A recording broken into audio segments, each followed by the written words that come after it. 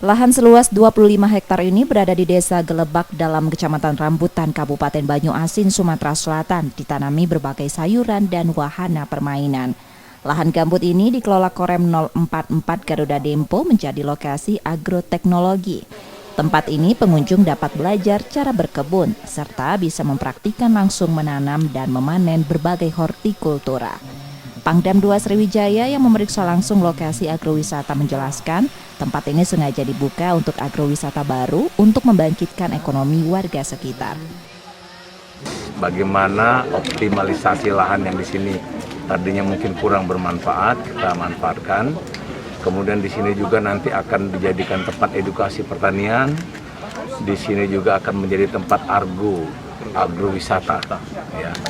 Tadi beberapa masyarakat saja kita tanya, hanya dengan adanya ini senang sekali karena mungkin mas-mas tahu sendiri bahwa di sini kurang lah untuk tempat-tempat pariwisata.